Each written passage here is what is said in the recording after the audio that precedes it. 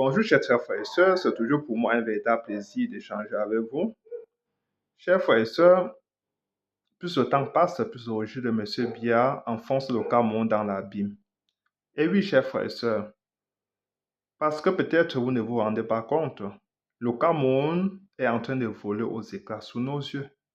Et comme à l'accoutumée, nous restons inertes, amorphes, indifférents, insoucieux face à ce que ce régime nous sert depuis 40 ans. Chers frères et sœurs, c'est le moment plus que jamais de nous exprimer en 2025. J'ai envie de demander au peuple camerounais de ne pas capituler, de s'élever comme un seul homme, de se ressaisir, de se prendre en main en 2025 pour écouter ses souffrances. Oui, chers frères et sœurs, nous avons trop souffert dans les mains de ces régimes. Je comprends qu'aujourd'hui les Camerounais sont découragés, ils ne veulent pas s'intéresser à la chose politique. Mais j'ai envie de dire, chers frères et sœurs, si nous ne saisissons pas l'opportunité qui nous est donnée en 2025, après nous aurons que nos yeux pour pleurer.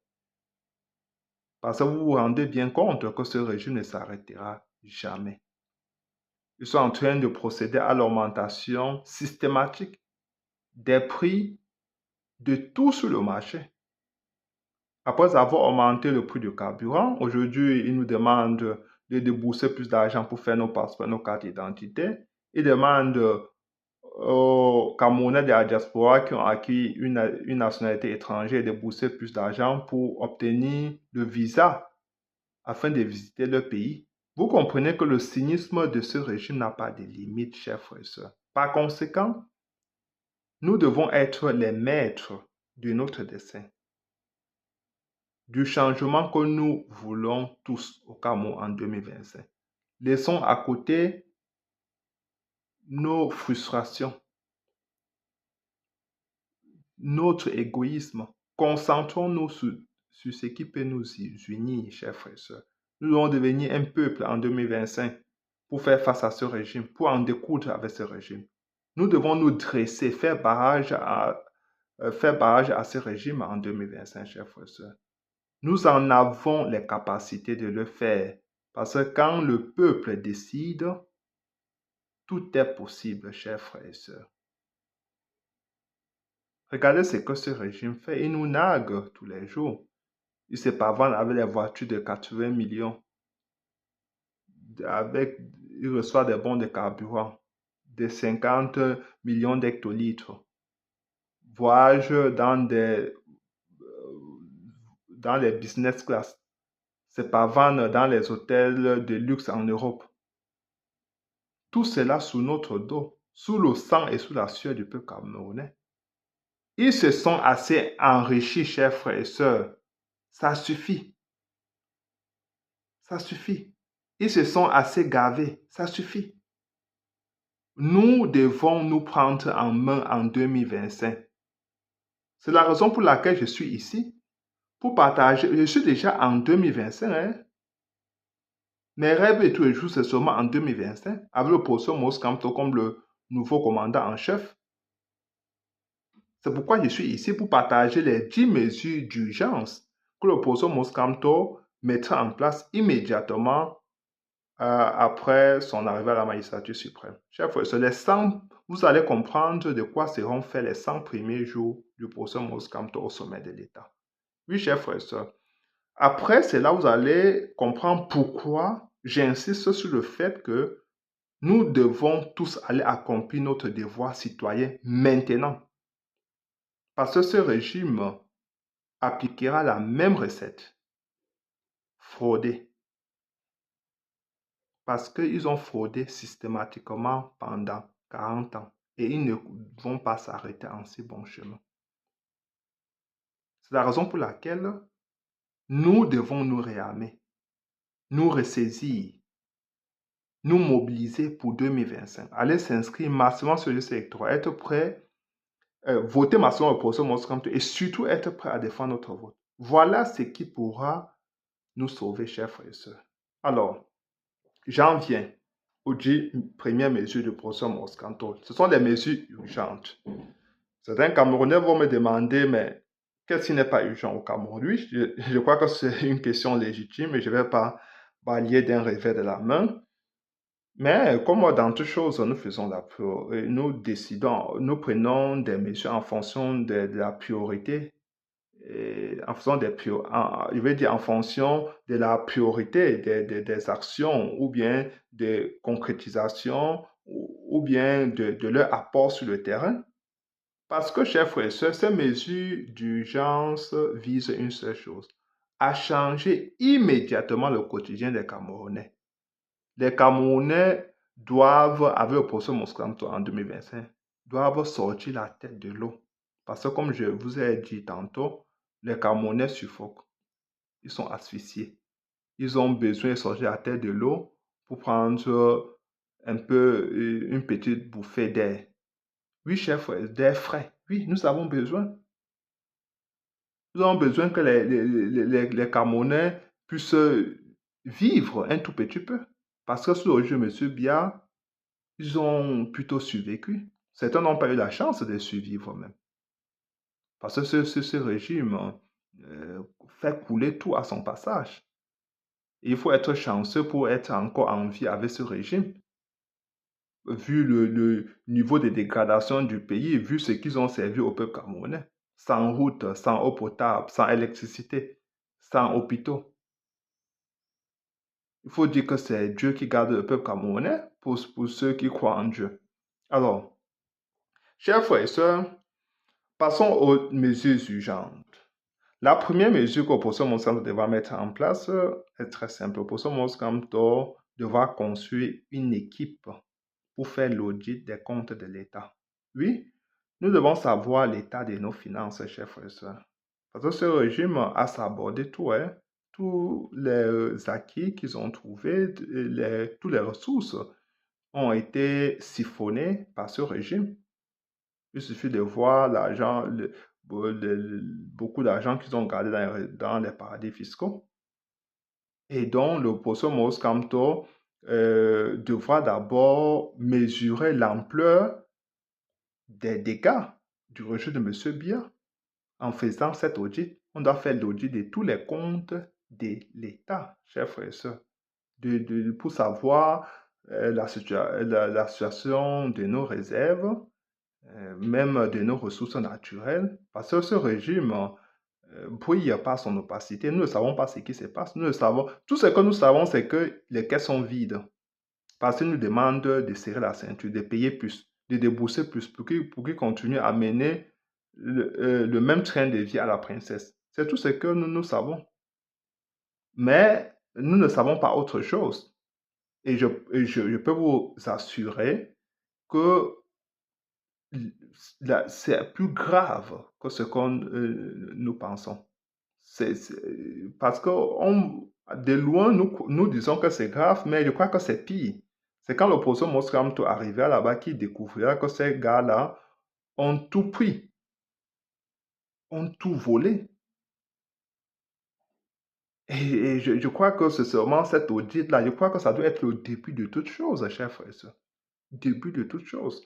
Alors, la deuxième mesure urgente, c'est que le professeur Moscramto devra signer le décret d'application de l'article 66 de notre Constitution et mettre en place une commission devant laquelle lui-même et toute son équipe devront déclarer leur bien avant d'entrer en fonction. Et surtout, après leur sortie de leur fonction, ils devront passer devant cette même commission pour qu'on examine le niveau de leur enregistrement. Je crois qu'ils devront servir de modèle, d'exemple pour le peuple camerounais, chers frères et sœurs. Comme ça, dorénavant, tous les agents publics de l'État, tous ceux qui sont dans la fonction publique devront déclarer leurs biens devant cette commission-là. Je crois que c'est une mesure forte, efficace pour lutter contre le traitement des fonds publics.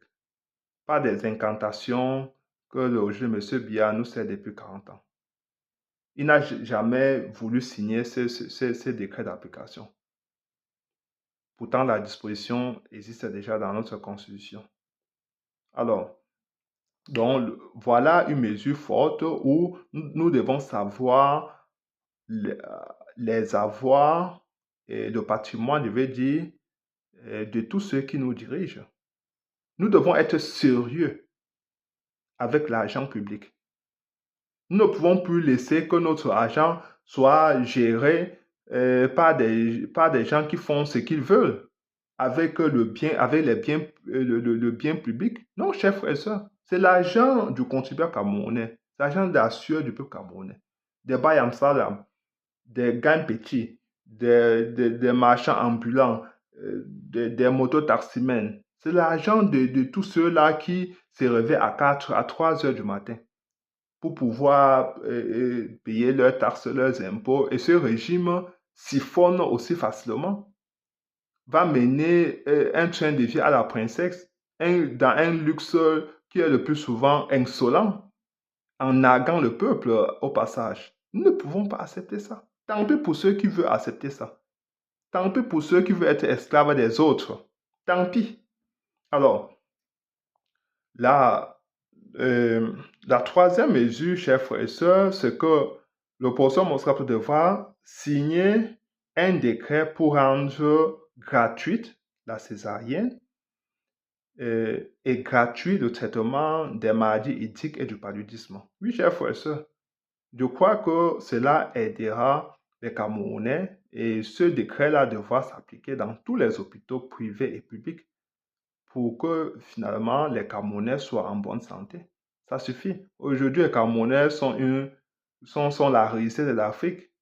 Nous avons les maladies de honte, comme le choléra, la typhoïde, tout cela, chers frères et sœurs. Parce qu'on dit que c'est les maladies de la saleté. Il faut, avec des grands chantiers que le professeur ensemble lancer au pays, je crois que cela sortira le peuple camerounais de la souffrance et de la misère dans lesquelles il est enfoncé, le peuple camerounais dans lesquels il est enfoncé depuis des années.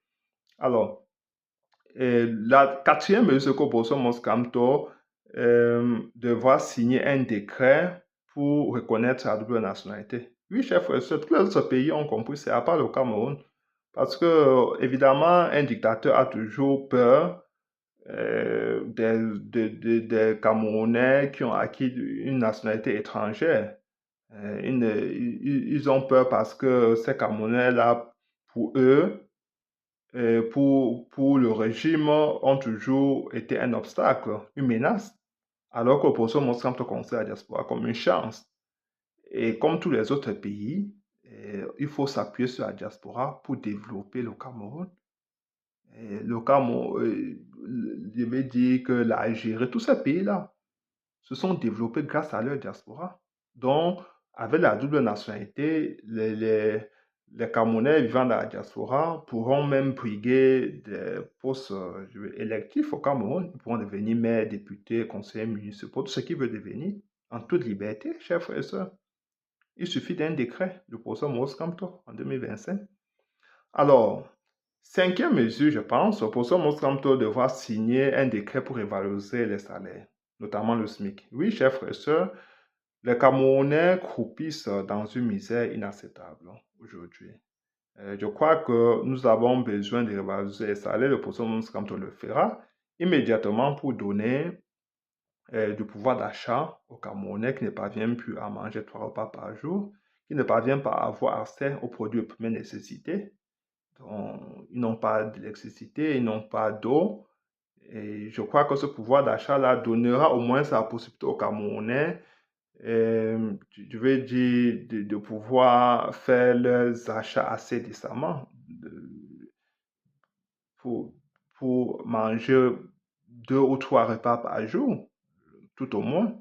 Je crois que cette mesure est très importante, d'autant que les Camerounais aujourd'hui sont mal nourris. Ils mangent très mal, surtout les enfants qui sont atteints souvent de certaines maladies liées à la malnutrition. Et certains vont me dire qu'en augmentant les salaires, ça va toucher les PME, les petites et moyennes entreprises. Oui, je crois que le professeur Moscant va mettre en place des mesures d'accompagnement des PME, notamment avec certaines exonérations fiscales. Et ça va aider ces entreprises de pouvoir payer leurs employés assez décemment. Je crois que le SMIC que l'opposition proposait en 2018, c'était 55 000. Mais avec l'inflation, le coût de vie qui a augmenté significativement, je crois que nous serions nous sommes entre 60 et 70 000 pour les élections présidentielles 2025. Attendons le chiffre officiel du professeur Moscamto. Alors, cette sixième mesure, le professeur Moscamto devra décréter un cessez-le-feu immédiat et demander à l'armée de se retirer des zones anglophones pour laisser place à la police. Oui, chers frères et sœurs, je crois que cela redonnera la confiance aux populations anglophones euh, pour enlever, pour qu'elles ne subissent plus la pression qui a été exercée sur elles depuis 8 ans déjà. Je crois qu'avec cette mesure, les populations anglophones pourront savoir que le nouveau Cameroun de demain se fera avec elles, ces populations. Oui, et que nous devons faire avec tout le monde en fait. Le professeur Moscamto, par cette mesure, sera en train de préparer le terrain pour le grand dialogue. Donc, décréter le cessez-le-feu et la septième mesure, il devra amnistier tous les prisonniers politiques et tous ceux qui ont été arrêtés dans le cadre de la crise anglophone. Oui, chers frères, ils devront être libérés. Ils devront être libérés pour se préparer pour le grand dialogue national. Après, le professeur Moscamto, huitième mesure, le professeur Moscamto devra faire son premier déplacement interne au Cameroun. Ça devra être dans les régions du nord-ouest et du sud-ouest. Oui, chers frères et sœurs, je crois que ça sera un déplacement symbolique, mais ça sert aussi pour désamorcer toutes les frustrations, ça serait comme une mesure de désescalade. C'est symbolique, mais ça sera surtout pour préparer le terrain pour le grand dialogue. Et le professeur Moussant ira rencontrer les populations de ce côté-là pour essuyer leurs larmes et surtout les rassurer et leur dire combien ils se sentent mal pour ce qui leur a été infligé durant toutes ces années. Et immédiatement après ça, le professeur Moscanto mettra en place un cadre pour le grand dialogue national et inclusif. Oui, chers frères et sœurs, avec ce grand dialogue, notamment en y incluant tous les belligérants, sans faire et aucun sujet, il n'y aura pas de tabou sur des sujets. Tout sera discuté durant ce grand dialogue, notamment la forme de l'État. Avec ce grand dialogue, un consensus en sortira et sur cette base, les Camerounais, une décision sera prise. Je pense que ici, les Camerounais, dans leur grande majorité, veulent le fédéralisme dans leur pays. On pourra commencer avec, je crois que Poso Moscamto avait déjà dit ça, on commencera avec un fédéralisme à 2 États, mais on devra étendre cela dans tout le pays parce qu'aujourd'hui, les Camerounais ont besoin des politiques économiques qui changent leur quotidien. Pour cela, il faut donner plus de pouvoir aux collectivités. Et c'est seulement à travers le fédéralisme. Aujourd'hui, c'est le jacobinisme à outrance de M. Biya qui a rendu au Cameroun comme ça. C'est parce que les ressources ne sont pas partagées équitablement que les populations anglophones se sont rébellées parce parce que ces populations-là se disent être des Camerounais de seconde zone, se disent être marginalisées. Et vous voyez que en 7 ans, elles ont été martyrisées tout simplement parce que elles réclamaient un droit. Parce qu'au départ, c'était tout simplement une grève qui s'est transformée en une guerre. Parce que le régime n'a pas su gérer une petite grève. Donc, voilà ce qui se passe, mais le professeur Moscanto est une solution, est une solution à ce problème, une solution permanente, définitive sera trouvée, chers frères et sœurs. Parce que après ce grand dialogue,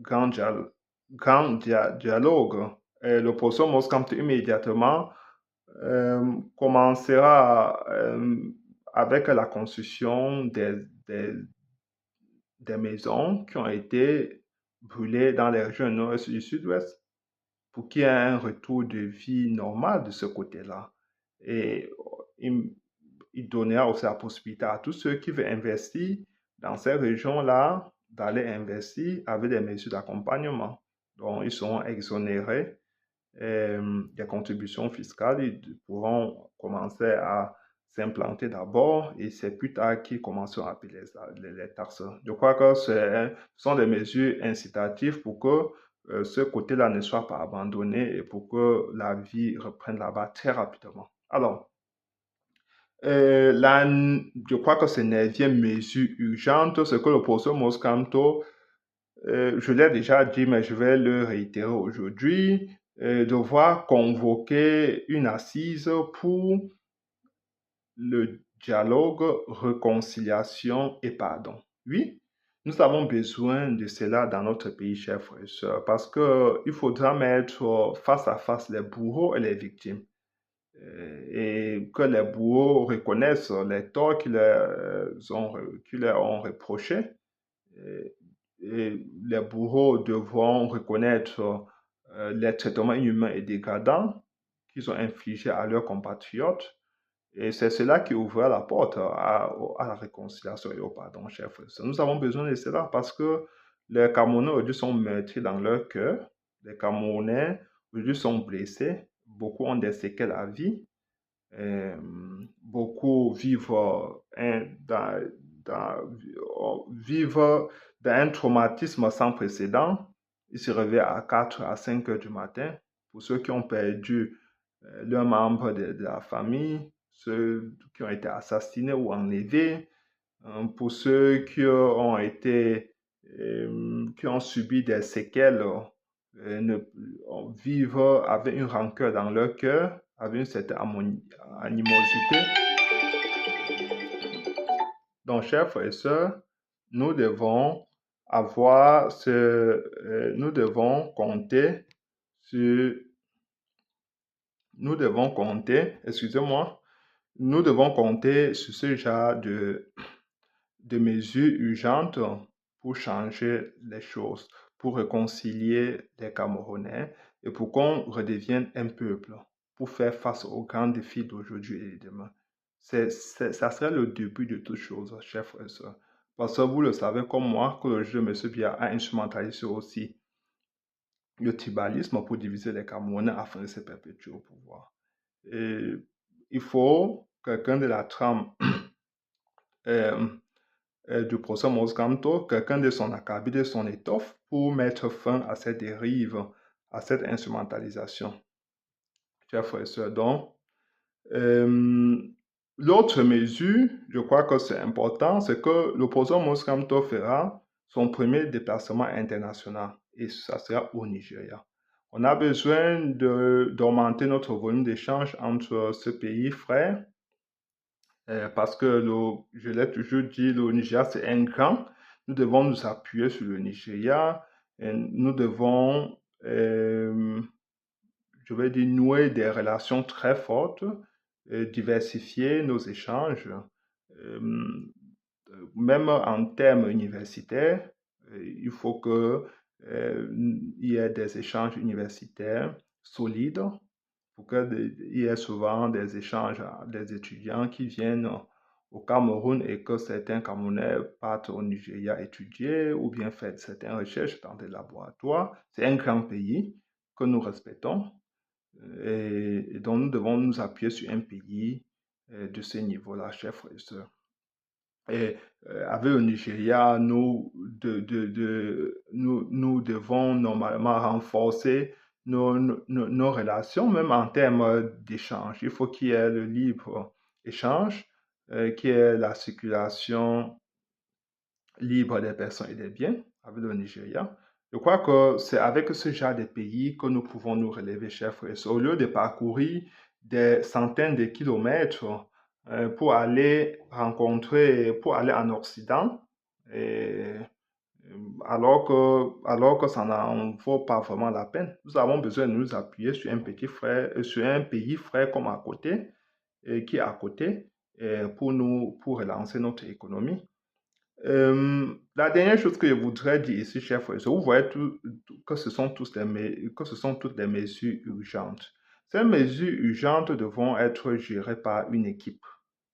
Oui, par une équipe qui va gérer des urgences. Par exemple, il faudra tout simplement, et je crois que je vais dire pour conclure, que le professeur Moscato mette une équipe pour répondre immédiatement à ce cycle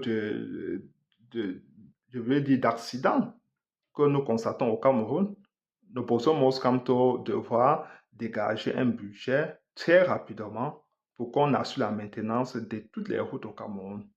Et surtout, ce budget permettra aussi d'assurer la maintenance des voitures qui circulent au Cameroun. Il faudra réexaminer toutes les voitures qui circulent au Cameroun, surtout ces engins de transport interurbain.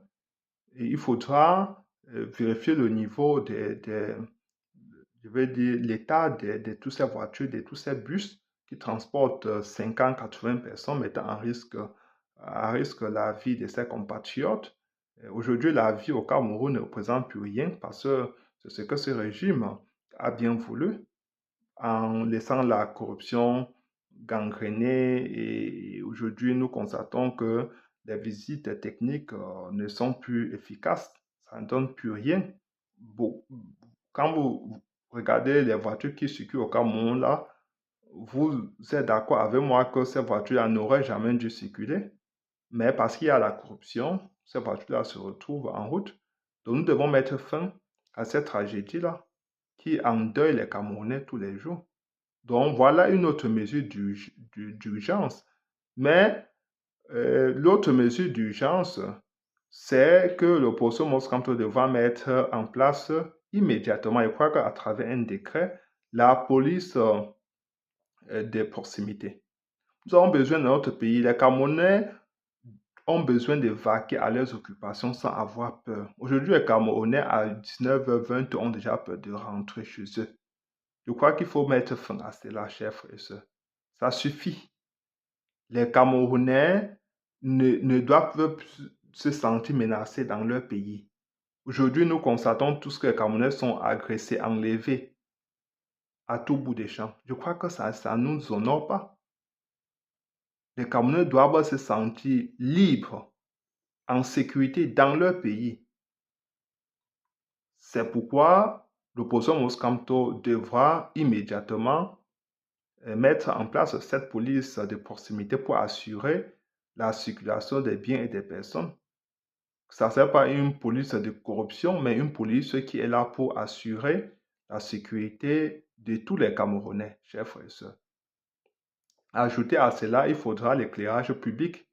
L'éclairage public, qui est quelque chose qui est beaucoup demandé aujourd'hui. Pour que les Camerounais circulent librement, il faudra que les villes soient éclairées. Nous sommes au 21e siècle. Et je ne pense pas que rentrer à la maison à 20 heures, c'est trop tard. Mais aujourd'hui, à 19 heures, on se fait agresser. Je ne pense pas que c'est un pays, ça. C'est une jungle. Nous avons besoin d'un nouveau Cameroun. Pour cela, nous avons besoin que les Camerounais soient en sécurité. Donc, mettre en place, assurer l'éclairage public et mettre en place la police de proximité pourra en quelque sorte contribuer à juguler cette situation avant que le professeur Moussa lance la construction des grandes infrastructures et réforme la police de fond en comble, comme je l'ai toujours dit. Parce qu'aujourd'hui, nous savons tous que ces agressions-là souvent sont perpétrées parfois par des policiers ou gendarmes, par des brebis galeuses. Nous avons besoin de les extirper de la police. Mais aujourd'hui, rien ne peut être fait parce qu'il y a la corruption, ce sont des enfants de terre et de terre, autre chose, c'est le népotisme qui prévaut. Il faut faire des grandes réformes, chers frères et sœurs, pour pouvoir changer les choses. Mais ici, je vous parlais des mesures d'urgence. À côté de cela, il y a tout le programme du professeur Moskamto qu'il devra mettre en place.